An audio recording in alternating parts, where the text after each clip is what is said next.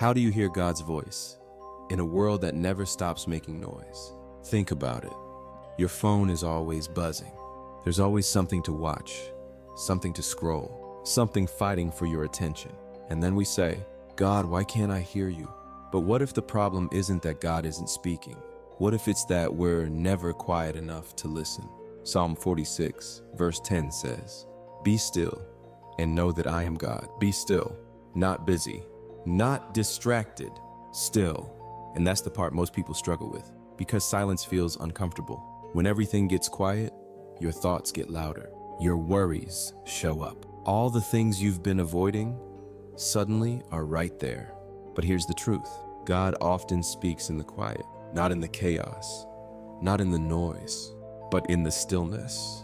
Look at how Jesus lived. He would step away from the crowds, from the noise, even from his own disciples, just to be alone with the Father. If Jesus needed that, what makes us think we don't? So what does this actually look like? It's simple, but not easy. You put the phone down, turn everything off. No music, no distractions, and you just sit.